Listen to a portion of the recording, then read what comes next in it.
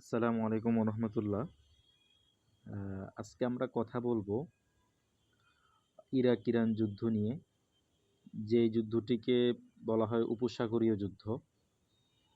এবং এই Iraq Iran যুদ্ধের প্রেক্ষাপটটা কি, প্রেক্ষাপটটা আমরা জানতে চেষ্টা করব। কোন প্রেক্ষাপটে এই যুদ্ধের সূচনা হয়? আমরা জানি যে মধ্যপ্রাচ্যের ইতিহাসে এই যুদ্ধটি খুবই গুরুত্বপূর্ণ, যেটা 1980 কিংবা 81 সাল থেকে 1988 সাল পর্যন্ত হয়, প্রায় 8 বছর। যে ইরাক ইরান যুদ্ধের ফলে যে প্রভাবটা, এবং এটা আজকেও আমরা ইরান এবং ইরাকের, বিশেষ করে মধ্যপ্রাচ্যের রাজনীতিতে আমরা দেখতে পাচ্ছি। তাহলে শুরু করা যাক। ইরাক ইরান যুদ্ধের প্রেক্ষাপটটা যদি আমরা একটু দেখি, এখানে যখন সাদ্দাম হোসেন 1968 সালে ইরাকের ভাইস প্রেসিডেন্ট হিসেবে আসে, তখন তিনি অনেকগুলো উদ্যোগ গ্রহণ করেন। তার মধ্যে তার যে নীতিগুলো ছিল, একটা ছিল আভ্যন্তরীণ নীতি, আর একটা ছিল বৈদেশিক নীতি। আভ্যন্তরীণ নীতিগুলো যদি আমরা দেখি, তিনি তার পুরোপুরি যেই ইকোনমি ব্যবস্থা, অর্থনৈতিক ব্যবস্থাকে তিনি সমাজতান্ত্রিক মতাদর্শের উপর নিয়ে আসেন। অর্থাৎ তিনি আমেরিকার যে কমিউনিজম, সেই দিকে না ঝুঁকে তিনি সোভিয়েত ইউনিয়নের যে সমাজতান্ত্রিকতা বা সমাজতান্ত্রিক যে পলিসি, সেটা গ্রহণ করেন। তিনি অর্থনীতিকে তিনি ঢেলে সাজান। তিনি ভূমিনীতি, বিশেষ করে যে পেট্রোলিয়াম, অর্থাৎ ইরাকের সবচেয়ে যে উল্লেখযোগ্য অর্থনৈতিক রিসোর্স, তেলকে তিনি জাতীয়করণ করেন। তো এর ফলে ইরাকের যেই আভ্যন্তরীণ যে সমস্যা, এগুলো অনেকাংশ কমে যায় এবং ইরাকের রাজনীতিতে এবং অর্থনীতিতে স্থিতিশীলতা ফিরে আসে। এছাড়া তিনি অনেকগুলো উদ্যোগ গ্রহণ করেন, বিশেষ করে কল কারখানা, তারপরে তারপরে শিল্প, এইসব দিকে তিনি অনেকগুলা গুরুত্বপূর্ণ উদ্যোগ নেন।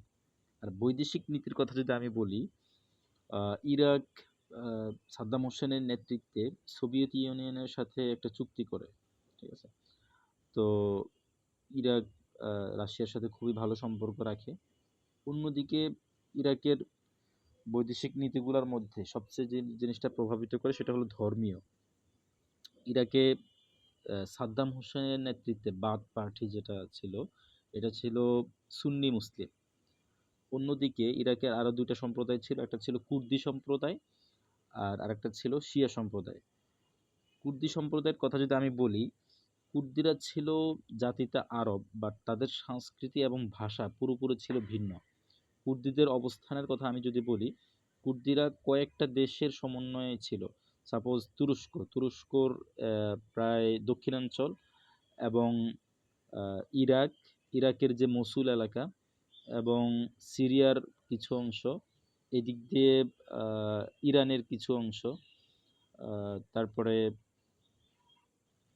জর্জিয়ার কিছু অংশ। অর্থাৎ কুর্দিরা মূলত তুরস্ক, ইরাক, ইরান, সিরিয়া এবং জর্জিয়া, এই দেশগুলোর নিয়েই মূলত কুর্দিরা ছিল, এবং তারা স্বায়ত্তশাসন, দীর্ঘদিনের স্বায়ত্তশাসনের দাবি করে আসছে। আমরা যদি সংখ্যাটা দেখি, যে কুর্দিরা তুরস্কে সবচেয়ে বেশি ছিল, তুরস্কের জনগণের 20%ই হলো কুর্দি জনগোষ্ঠী। অন্যদিকে ইরাকে প্রায় 16%, সিরিয়া, জর্জিয়া, এগুলাতে প্রায় 8% করে জনগণ। তো কুর্দিদের অনেক দিনের দাবি ছিল স্বায়ত্তশাসন নিয়ে। ইরাক তাদেরকে স্বায়ত্তশাসনের আশ্বাস দিলেও, মানে এটা ঘুরিয়ে পিছিয়ে স্বায়ত্তশাসন দিচ্ছিল না। এটা নিয়ে অনেক হামলা বা অনেক সংঘর্ষ আমরা দেখতে পাই। যখন কুর্দিদের সোভিয়েত ইউনিয়নের সাথে সম্পর্ক রাখার কারণে আমেরিকা কুর্দিদেরকে অস্ত্র দিয়ে এবং বিভিন্ন সরঞ্জাম দিয়ে সহযোগিতা করত। তো যেহেতু কুর্দি যে অঞ্চলটা, এটা ছিল একটা পাহাড় বেষ্টিত অঞ্চল, যেহেতু তারা এটাকে কি বলে, গেরিলা যুদ্ধ অবস্থা ছিল, ইরাক সাদ্দাম সরকার তিনি পুরো বিমান হামলা চালিয়ে কুর্দিদেরকে দমন করে ফেলে, এবং কুর্দিরা আস্তে আস্তে দুর্বল হয়ে পড়ে। আরেকটা সম্প্রদায় ছিল ইরাকে তখন, সেটা ছিল শিয়া সম্প্রদায়। শিয়া সম্প্রদায় যদিও তারা এরকম সংঘর্ষ বা ইয়েতে জড়ায়নি, তারপরও ইরাক তাদেরকে নিয়ে খুবই ভীত ছিল, কারণ তার পাশেই, ইরাকের সীমান্তের পাশেই বিশাল ইরানের যেই শিয়া সম্প্রদায় ছিল এবং ইরান আমরা যদি দেখি ইরান আহ, প্রায় 80 থেকে 90% জনগণই শিয়া ধর্মাবলম্বী বা শিয়া মতাদর্শে বিশ্বাসী। তো ইরাক এই কারণে ইরানের উপরে একটু ভীত সন্ত্রস্ত ছিল এবং ভয়ভীতি ছিল। এই শিয়াদের ব্যাপারে সবচেয়ে বেশি গুরুত্ব পায় বা শিয়ারা একটু প্রভাব প্রতিপত্তি দেখাতে শুরু করে যখন 1979 সালে ইরানে ইসলামিক রেভলিউশন হয়। অর্থাৎ ইরানের রাজা শাহ পাহলভীকে যখন আমাদের আয়াতুল্লাহ রুহুল্লাহ খামেনি তিনি বিতাড়িত করেন এবং ইরানে ইসলামিক বিপ্লব হয়। যেহেতু আয়াতুল্লাহ রুহুল্লাহ খামেনি তিনি শিয়া সম্প্রদায়ে বা শিয়া মতাদর্শে বিশ্বাসী ছিলেন, সঙ্গত কারণেই ইরাকের যে শিয়া ধর্মাবলম্বী ছিল তারা খুশি হয়। তো এই দিকটা ইরাকের প্রেসিডেন্ট খুবই ভীত সন্ত্রস্ত হয়ে পড়ে, যেহেতু তার পাশে বিশাল ইরান সাম্রাজ্য এবং ইরানের যে আয়াতুল্লাহ রুহুল্লাহ খামেনি তিনি শিয়া মতাদর্শ প্রচার শুরু করতে লাগলেন এবং তিনি ভীত সন্ত্রস্ত ছিলেন যে আমার ইরাকের ক্ষমতা হয়তো কি বলে ইয়ে করতে পারে, উঠিয়ে নিতে পারে। এই কারণে তিনি অনেকটা ভীত সন্ত্রস্ত হয়ে পড়েন। এবার আসেন তারপরের প্রেক্ষাপটটা আসে 1979 সালের পরে। দেখেন কি হয়।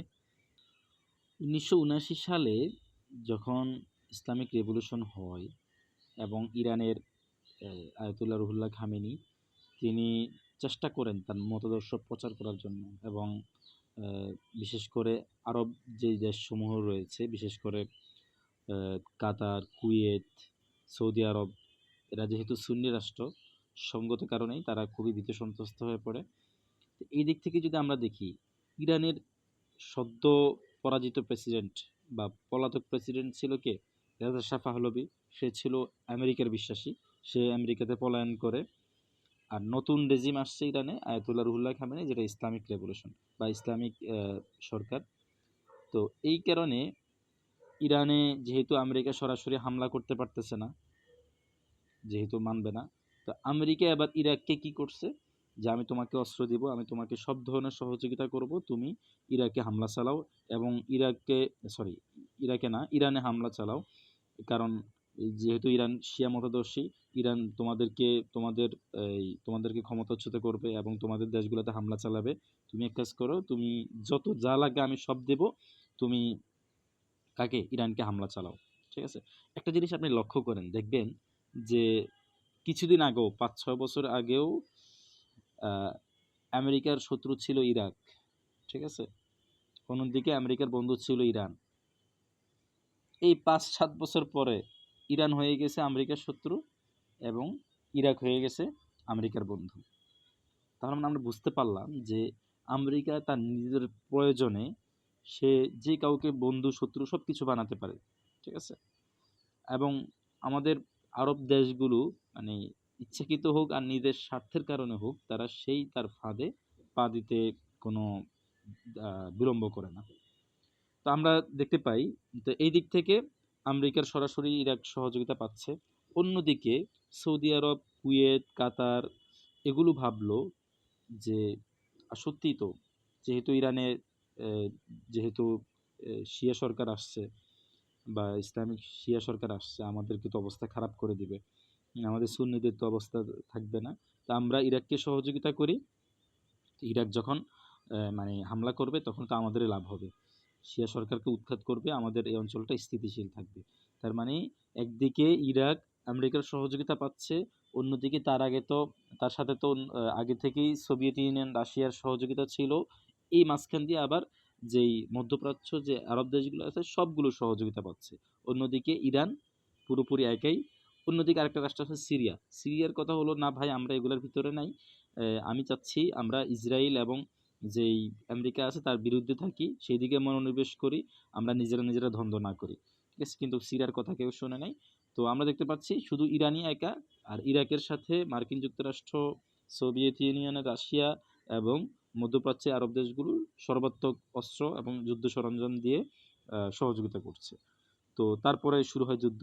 তো যুদ্ধ নিয়ে অন্য একটা ভিডিওতে আমরা আলোচনা করব। আজকের এই পর্যন্ত। এটা হলো ইরানের প্রেক্ষাপট নিয়ে আমরা সংক্ষিপ্ত ধারণা দেওয়ার চেষ্টা করলাম। ধন্যবাদ। সবাই ভালো থাকবেন। আসসালামু আলাইকুম।